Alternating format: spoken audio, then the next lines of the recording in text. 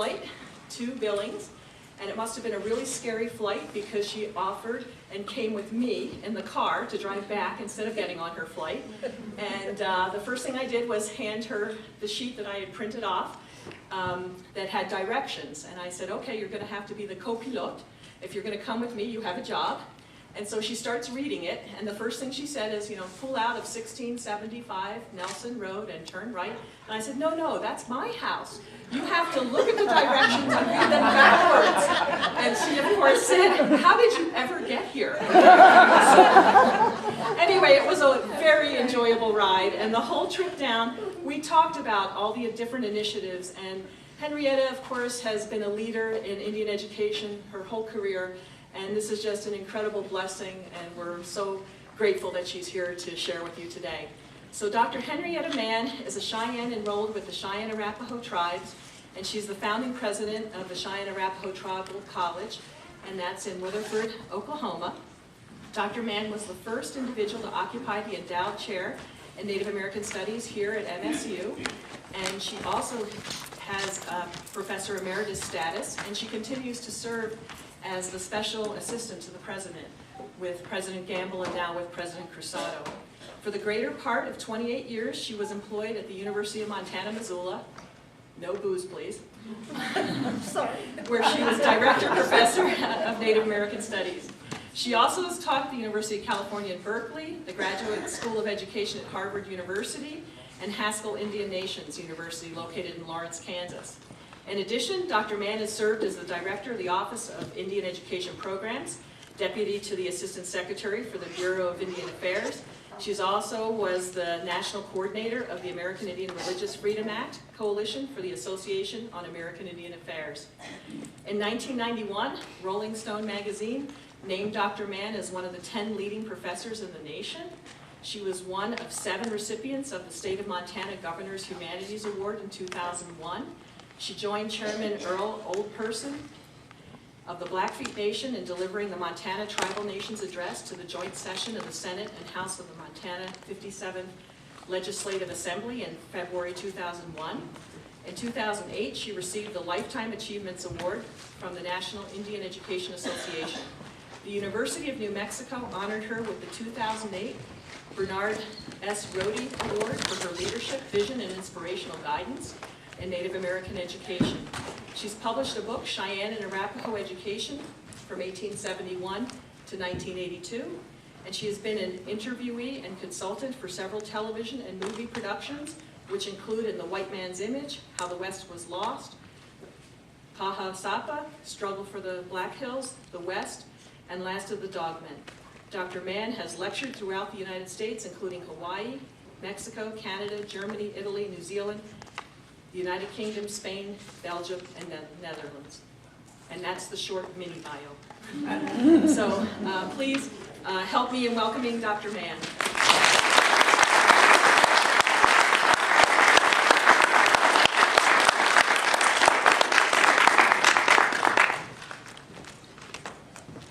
Thank you.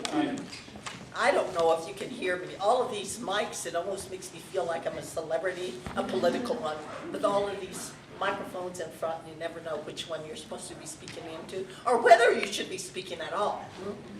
I am so pleased to be back here on the campus of Montana State University.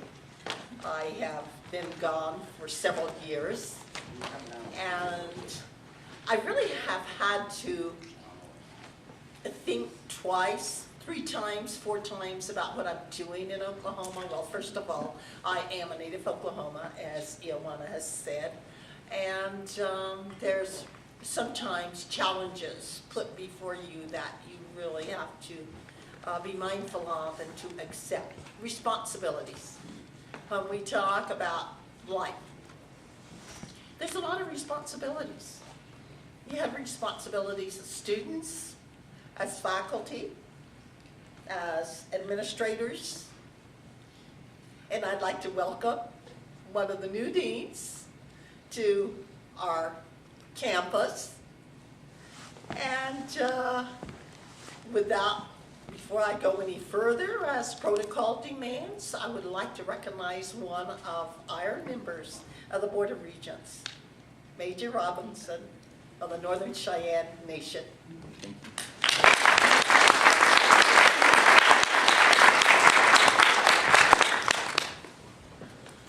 I'm very proud of him, just as I am each one of you.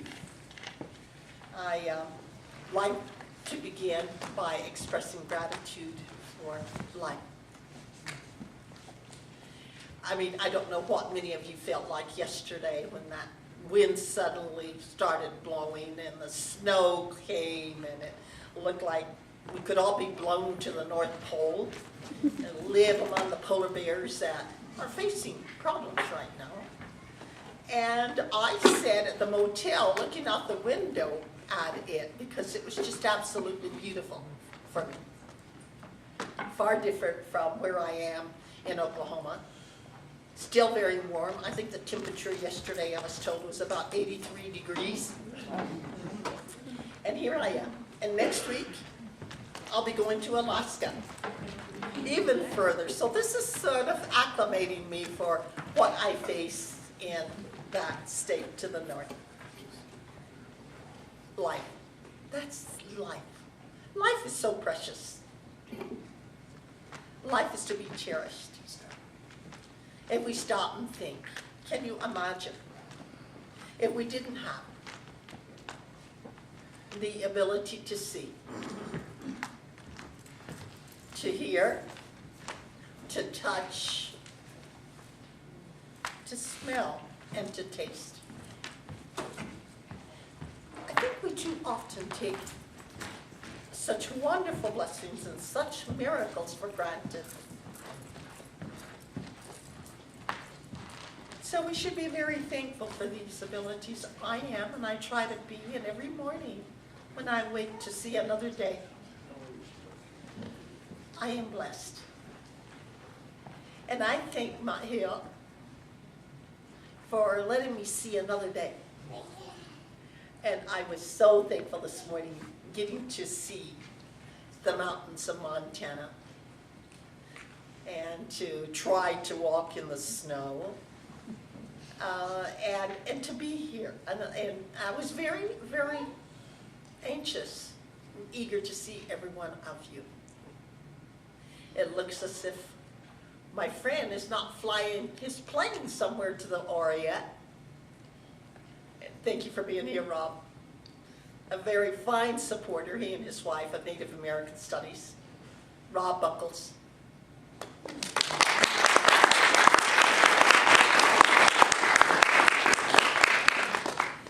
He certainly is one of those that gives back to the university, and we appreciate that. We appreciate their generosity. Otherwise, he could be sitting on a plane, flying to places that I've never seen, but would love to. But he's here instead with this wonderful wife. And I can see them, and I can see all of you. I can't hear too well anymore. But I heard that wind blowing yesterday. And it was blowing away, for me, a lot of things maybe that are not good. And sending them to different parts of this earth. So very much for which we should each be thankful. I would also acknowledge that we need to always show our appreciation and our gratitude for the beloved spirits of this place beautiful.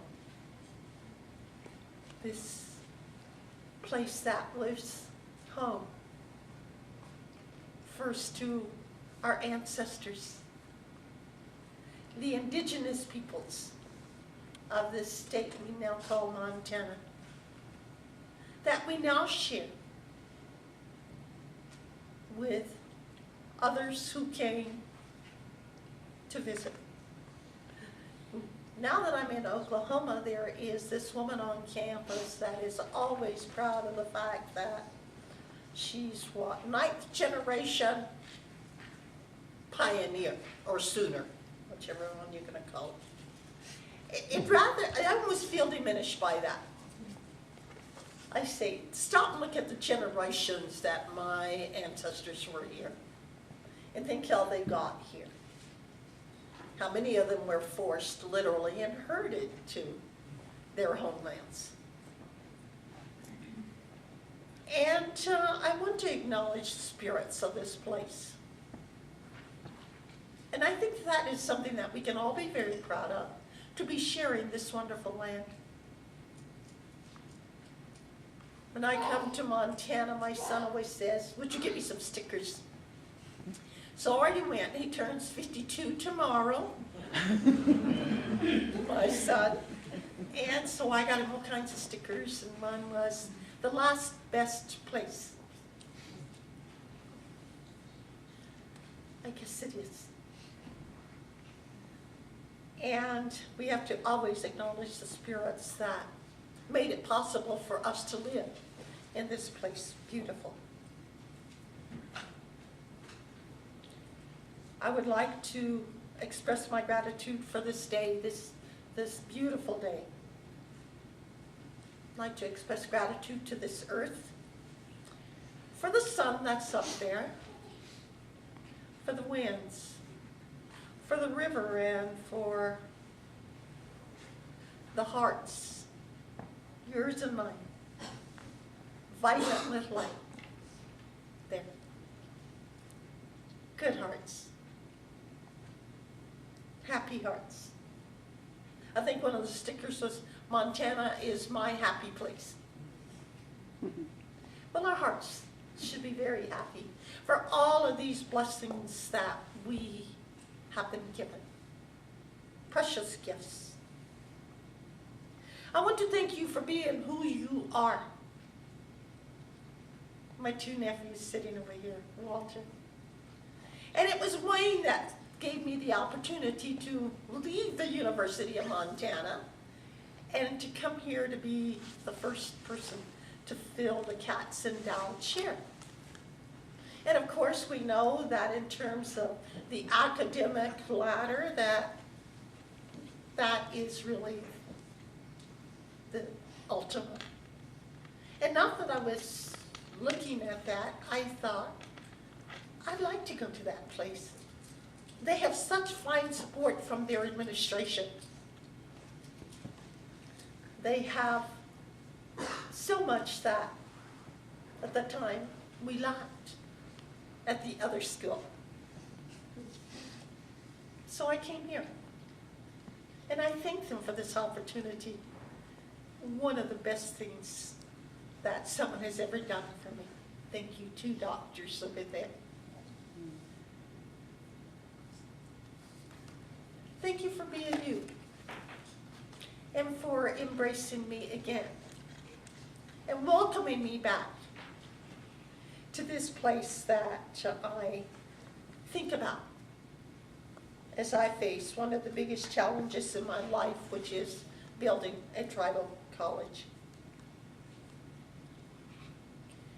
And in building that tribal college, I too have to acknowledge the generations upon generations of grandparents who gave me life, who gave you life. For without them, the contemporary generations would be devoid of a culture identity and a purpose. We're accountable to our ancestors. We're also accountable to the children who have yet to come to walk on this earth. And it is for them that we sit about the important task and the challenge of building a college for the Cheyenne and the Arapaho people. I have accompanying me today my IR, Administrative and Admissions Officer, Gail Wilcox.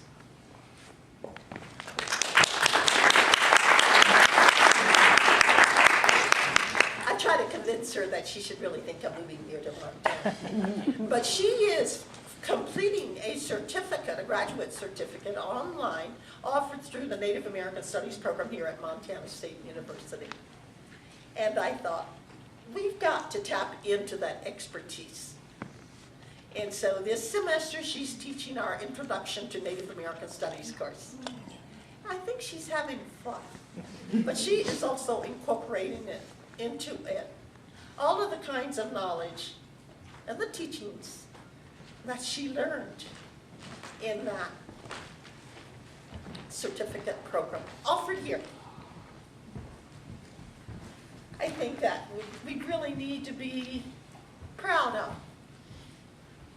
having one of the few online courses, if not the only graduate online course in the country. It speaks well for commitment to higher education here. And whether I'm here in Montana, whether I am in Oklahoma, I share the concern of everyone on our reservations. And that is when a tribal elder dies, essential knowledge of the world is lost forever. It's lost to us. We are very diminished. And it's lost forever since it lives only in the mind of that individual. Can you imagine what we have lost? The knowledge that has helped us to survive generations upon generations. And when an elder dies, tragically, the basis of traditional knowledge is eroded, never to be regained. And cultures are diminished beyond imagination. It's very tragic, very sad. But today, as a result of, and I call Jioanna by her last name, but I don't think I know how to pronounce it. So she's just Dr. Jioanna, I guess, in this case.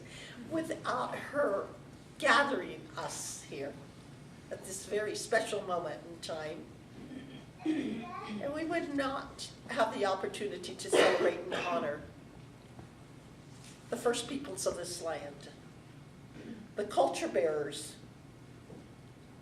who were first to live in this great nation.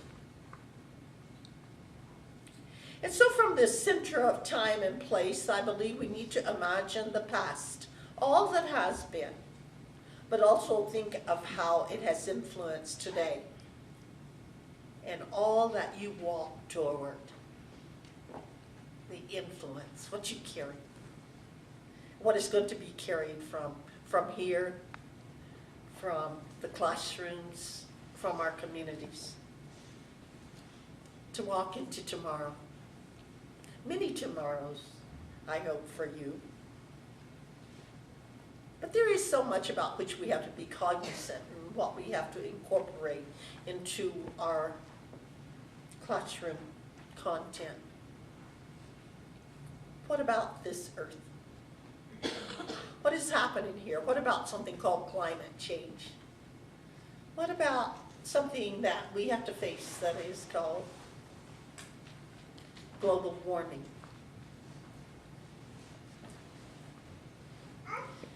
We Cheyennes know that we were at one time fortunate to have an individual by the name of Sweet Medicine come to us and teach us our way of life. And also to make certain predictions about today. And one of them, he said, was the earth will burn. Maybe that's what's happening today. And if that's what it is, that needs to be taught to our children. They need to know what their future is going to be like in terms of projections. I wished it weren't. But we are always so cognizant of the kind of knowledge that we have been given. I mean, we can waterproof certain items. We can weatherproof certain clothing. I like to think that we really need to be proactive about climate proofing. The kind of knowledge, of wisdom for our children. I don't think we really have much time.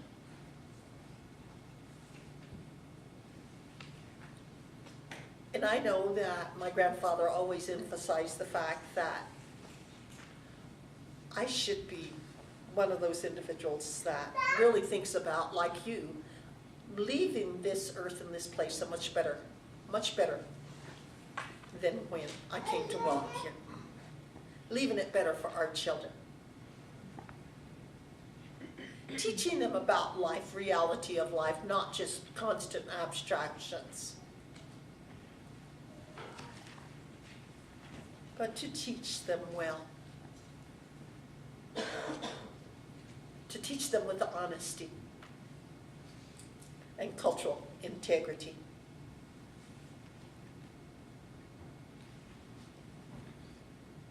They need to feel the amazing power of being alive, just as you need to too. In our creation story as Cheyenne people, when Mahil, the great Mann, created the four sacred beings who were to watch the entire act of creation and who still sit in the four directions of the universe protecting us. They were created and they felt this power within them. The same kind of power that we each have. A great deal of power within. And there is that power. So you need to recognize the power with which you are filled. And you need to always envision the infinite, miraculous possibilities, of which there are many. And we need to remember, in looking back to yesterday, in the time of long ago, only the reddish brown people lived on this land, and their cultures evolved from this earth that they honored as their spiritual mother. Still do. They are the keeper people of earth and have a cultural imperative to maintain her well-being. If those that came to live with us here in this nation would but listen.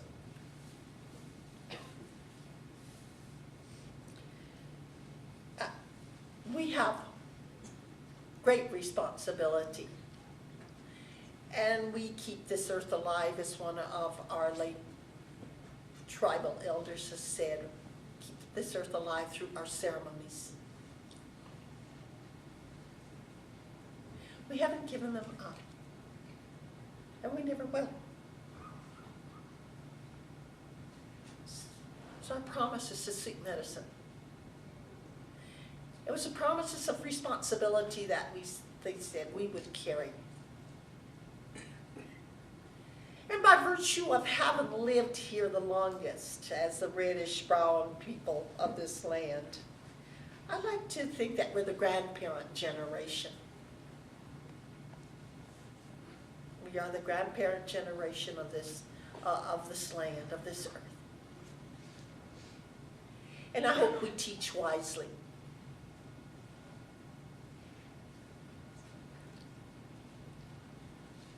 But we are only one set of keepers. There are three others. And one stops and looks at how we view life. As a circle divided into quarters, with different color associations and different directional associations, and in each of those quadrants, a different color of people. The white, the red, the yellow, and the black people. We each have our responsibilities for keeping things such as the earth, the water, the air, fire.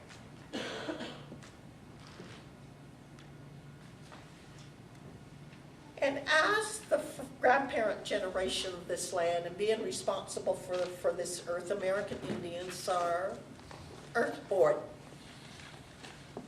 They are earth. They, or we, come from the earth. They live out their lives on earth, and ultimately they return to the earth. We are not only earthborn, we are earthbound. And I have read the book by David Suzuki, and talks about this world and talks about earth, and he talks about us, and he says that, quite simply, we're earthenware, made from the clay of this land. Earthenware. But more importantly, we have responsibility to this earth because it's our altar. It's a place from which our ceremonial people, our spiritual people, send their prayers out to the universe.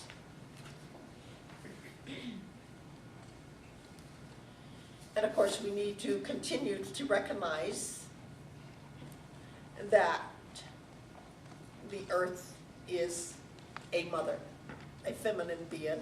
And I think science has finally come to that conclusion. And she is a loving spirit.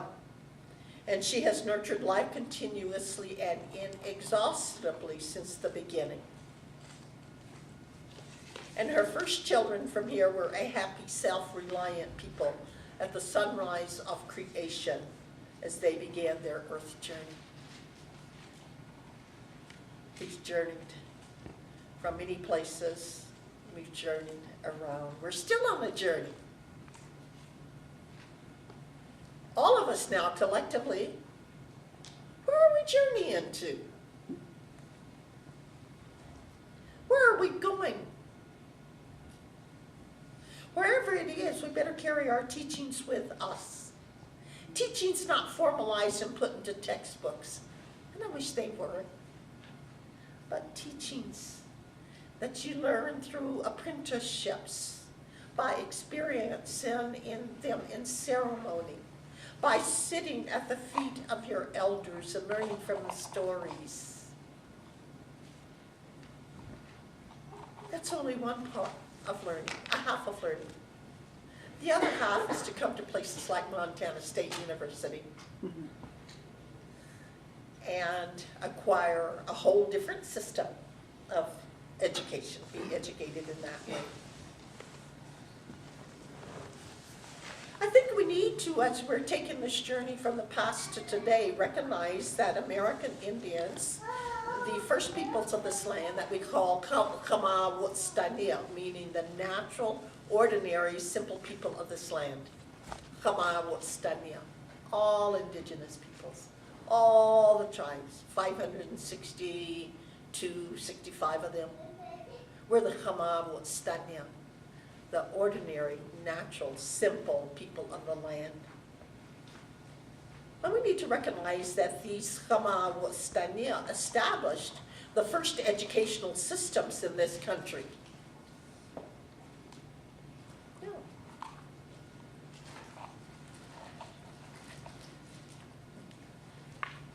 I used to do a lot of research and even writing before I came here, and I wrote an article on Indian education, and I think it was included in a book edited by Tom Thompson from the Blackfeet Nation of Montana.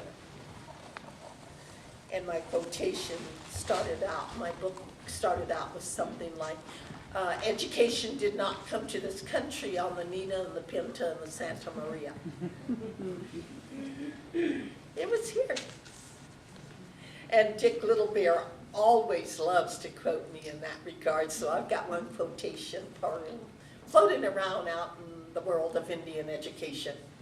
Dr. Richard Little Bear, president of Dull 9, Chief Delknife College, a member of the Council of Elders for Montana State University, a wonderful linguist, a man who is a treasure to all of us in terms of his linguistic knowledge. But ours were the first educational systems, and in them we practice lifelong learning, all of these kinds of terms that are used in education courses. And we too educated for the community or for the nation, which our tribal colleges and universities still do today. Educate for the community or nation. And of course, culture and language constituted the cores of their curricula, which helped to create strong identities and prepare their students for life.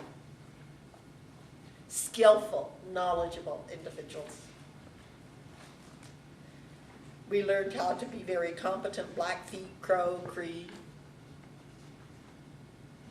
Salish, Kootenai, on and on. We spoke our tribal languages fluently. We kept our tribal histories orally, verbally, in our hearts and in our minds, both places.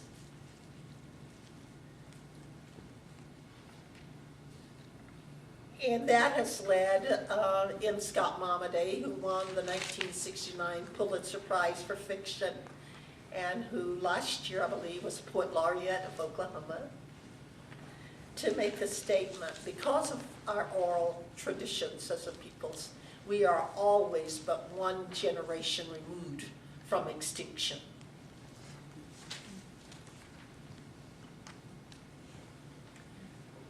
Yes.